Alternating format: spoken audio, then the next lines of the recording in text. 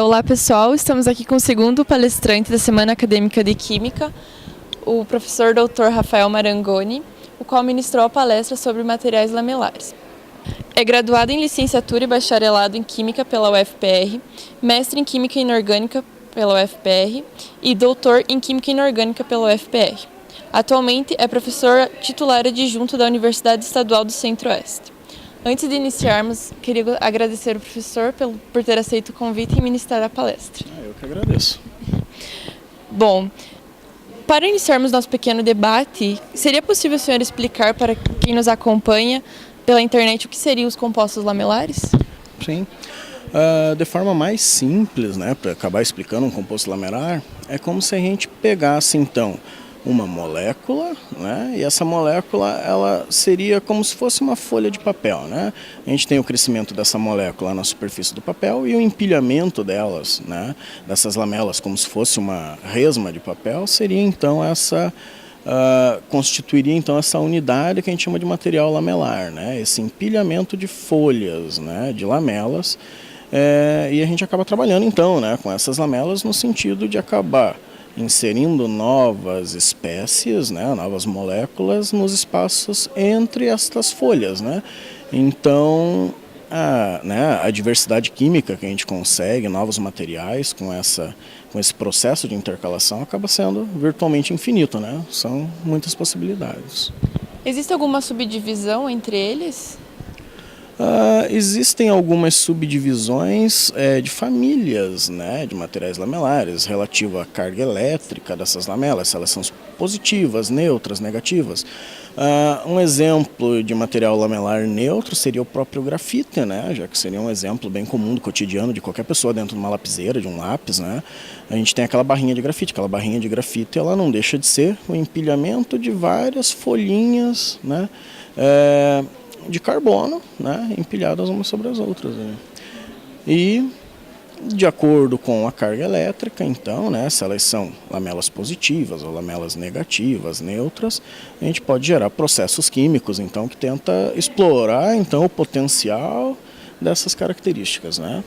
E, lógico, em termos de famílias em si, a gente pode ter desde argilas, né, que são materiais lamelares também, materiais neutros, que nem no caso do grafite, né?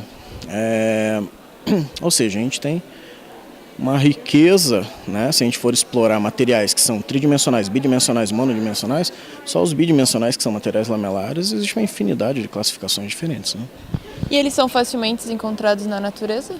Sim, as argilas, né, os filosilicatos, né, o próprio nome já acaba dizendo, estrutura em termos de folhas, são silicatos em termos de folhas, são essas camadas de empilhamento, né. Uma caulinita, por exemplo, é um argilo mineral, né, que é muito utilizada na indústria de cerâmica branca, né. Ela também acaba sendo utilizada então para gerar essas cerâmicas brancas e no laboratório a gente acaba utilizando então para fazer modificações químicas com ela. Outros tipos de argila minerais também são utilizados em indústria do cimento, né? Argilas tipo montemorilaníticas, durante o processo de fabricação do cimento, a composição química dela. Aí a gente não está fazendo uma reação química a nível de laboratório, mas a nível industrial ele acaba sendo de grande aplicação, né? Existem outros, né, exemplos também que a gente pode acabar trabalhando nesse sentido, mas de forma mais prática, qualquer tipo de argila mineral, desde aquela argila plástica, né, que o pessoal faz cerâmica, né, em casa, em ateliê e afim, até essas cerâmicas mais avançadas de uso industrial acabam sendo materiais lamelares. E quais seriam os métodos e caracterizações para esse tipo de material? Os métodos de modificação química, eles são variados, né? Desde a aplicação de temperatura e pressão, de acordo com a molécula que a gente quer inserir, as propriedades que nós queremos obter, então, né, para aquele material. A gente pode inserir dentro de um material lamelar, por exemplo, que nem no caso da caulinita que eu citei, ela é muito utilizada na indústria de papel também, como carga do papel, né? Imagina, se a gente consegue substituir, né, inserir um corante nessa estrutura, né? Eu vou ter uma caulinita modificada, então, que possui propriedade de cor, né? E quando eu utilizar isso para produzir um papel, por exemplo, eu não preciso tingir o papel, a minha própria carga já é colorida, né? Agora, caracterização, né, a nível de laboratório, nossa, é uma infinidade, né? Mas a mais básica em si seria a difratometria de raio-x, porque ela me dá as distâncias entre os planos de átomos dentro daquela estrutura, que é o ponto fundamental de partida para a gente conseguir discutir, né, se eu estou numa direção correta, né, se eu estou sintetizando o meu material de forma correta. Depois, outras caracterizações são para confirmar mesmo, né, que a gente tem um corante, que é no caso desse exemplo, ou outras espécies também de interesse, né? Quais seriam as principais aplicações? Então, como foi comentado, do material in natura, vamos dizer, a gente tem várias aplicações. A gente tem várias aplicações industriais, né, dessas argilas, desses materiais lamelares, então, na sua forma natural. Modificado sinteticamente em laboratório ou produzido em laboratório, a gente tem vários outros exemplos também. Por exemplo, essas baterias recarregáveis, né, elas são, na sua grande maioria, materiais lamelares com íons lítio, né? Tanto quando a gente pega uma bateria recarregável, que a gente vê lá, bateria de íons lítio, significa dizer o quê? Esse lítio, né, esse átomozinho de lítio, ele está intercalando, entrando dentro da estrutura do material lamelar e saindo no processo de carga e descarga daquela bateria, né? Seria um exemplo. Agora, se a gente for ver a nível laboratorial, né, e a nível de pesquisa mais avançada, a gente tem materiais lamelares sendo utilizados, já não de hoje, alguns até, né, já com um uso mais avançado para tentar gerar medicamentos, por exemplo, de liberação lenta, né? Ou seja, você tem um material lamelar com aquele medicamento intercalado, a hora que você administra para o paciente, ele vai liberando de pouquinho, né, aquele princípio, aquele fármaco, tendo uma ação mais prolongada, né, e não um pico de ação, né. Tomar um comprimido, ele tem lá um tempo de atuação curto, perto de uma liberação lenta e controlada aí por horas, dias, às vezes, né. No histórico do professor, algum material que você desenvolveu já foi procurado para ser aplicado industrialmente?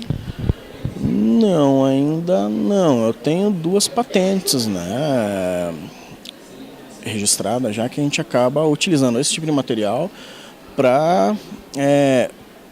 um dos pontos seria materiais multifuncionais, né, ou seja, tentar aplicar várias funções de um único material produzido em um plástico, né, dentro de um compósito formado ali, e uma outra que seria para a adsorção de moléculas corantes, ou seja, potencial remediação de efluentes, né. A gente teve outros estudos, né, mais aprofundados, tivemos resultados bem interessantes, né, que estão em processo também de divulgação, né, e patenteamento da ideia, né, mas por enquanto ainda não, assim, uma procura direta, né, por algumas dessas propriedades intelectuais, né, que já estão registradas, né. E para finalizar, quais são as perspectivas do estudo desses materiais? As perspectivas para... a gente pode acabar pensando que é um material, né, como são muitas classes de matrizes e muitas classes, né, de materiais que a gente pode acabar intercalando nas mais diversas áreas de atuação, né, desde compósitos para a indústria de transporte, ou materiais mais resistentes para o dia a dia, ou medicamentos de liberação lenta, fertilizantes de liberação lenta também, né. Atualmente existe muita pesquisa nesse sentido e eu acredito que a gente vai ter muito produto, né, vamos dizer, daqui para frente, com boa perspectiva de chegar no mercado, né.